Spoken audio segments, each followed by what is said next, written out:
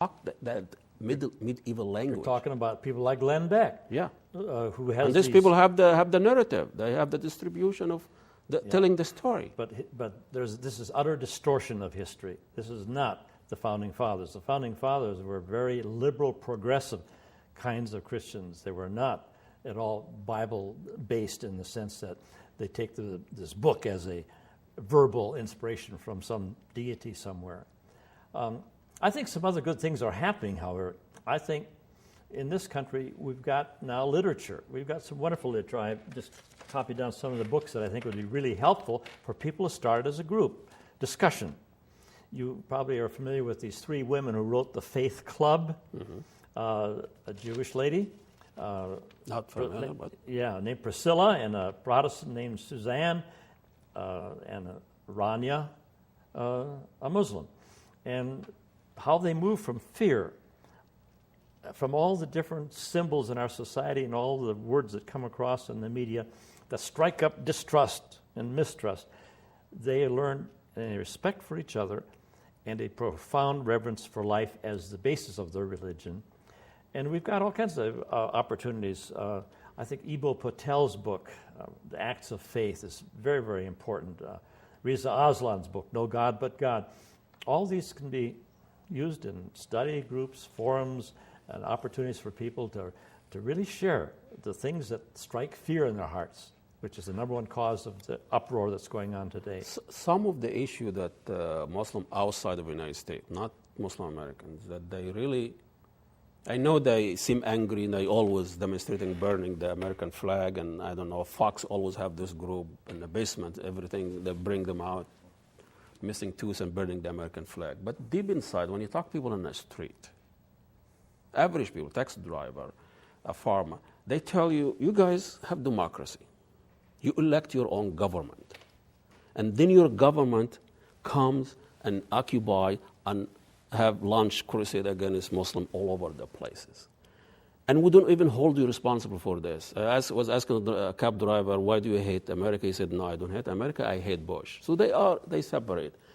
And the most of Muslim world, all of them, they're oppressive dictatorship regime, run by aggressive dictatorship. They don't elect their own governments. And we still blame the Muslim for the behavior of Saddam Hussein, Gaddafi, and the Muslim leader. But that kind of what the Muslim don't understand, why is that the case? Why for the act of the few of those 18 hijack, you can condemn the whole culture, where in fact we did not elect those people. You elected Bush twice, you elected Obama, and he is still launching a war in Afghanistan. So this is also very hard to kind of build a trust that you're talking about.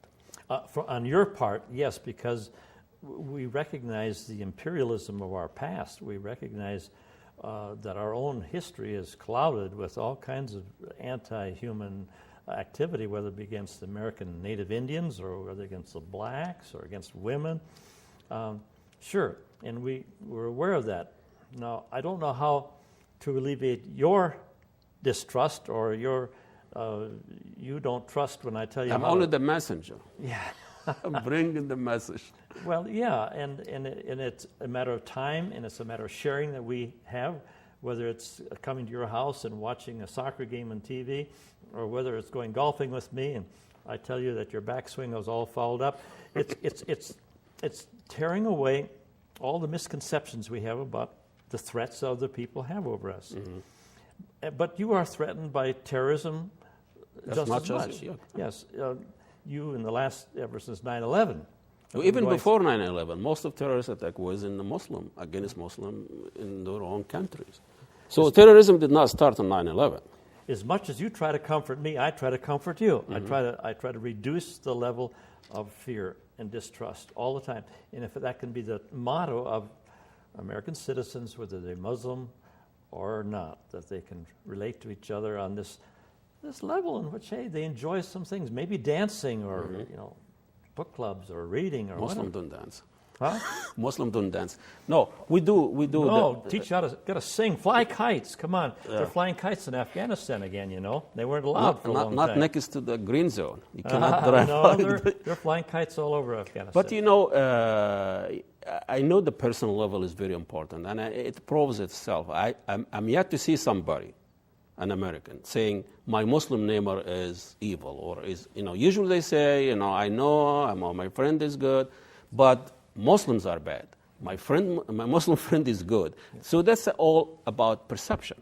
Sure, and you are aware how I have been perceiving for years when I read the Quran in English and I read all kinds of history. I read the Hirsi Ali's books. I read Ibn Warraq's books. To express the other side, I read Milestones of Said Qutb, and I'm filled with all this ideological stuff. And you helped me very much over this past year to drop my ideological understanding of the Quran and my antipathy toward the whole idea of God telling any human being what to do. I want human beings to tell themselves from their own conscience. I think we've learned enough from human behavior to know that we've evolved to a place where we can think through and past our reptilian brain, and we can find a way to acknowledge and accept that we've got enough sense in our brains do it on our own. To work and not have an authority. But you see a lot of these people and the right-wingers who are not my friends in this country develop an authoritarian system, whether it be a Beck or a Rash Bimbo or you name them.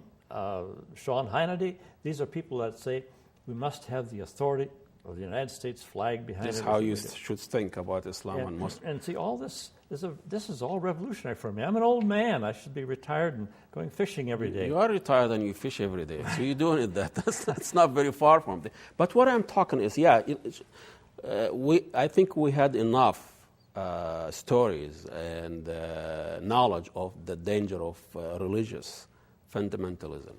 But how about the secular fundamentalism? You know, how about Wall Street jihadists? How about the corporate Taliban? Those are the people who are actually threatening this country, threatening the well-being of millions of people. More people commit suicide from economic and social reasons than religious reasons. So that's not enough talk. I mean, you see a lot of debate, a lot of things about religion, Islam in this country, and other religion, but we don't see enough debate about the structure of the capitalist system that is come to the point where it's almost becoming a more fundamentalist than the Taliban's. That's why I listen to you. I am very ignorant about world events compared to you. You've lived in Egypt. You've been around the world. The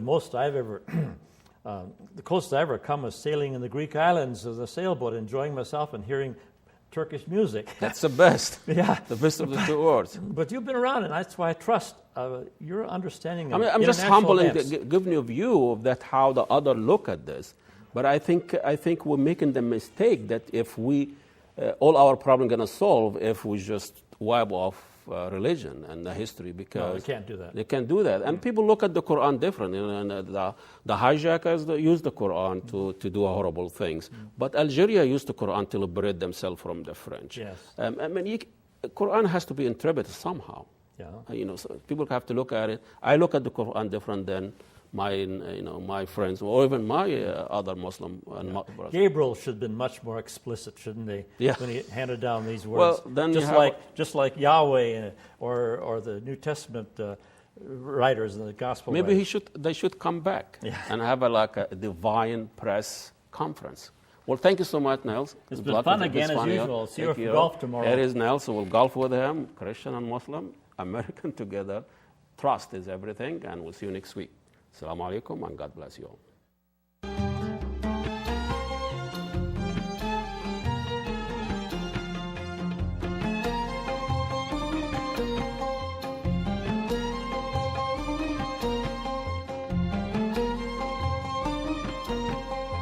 لو جيت في يوم ارسم امل بسام ونرسم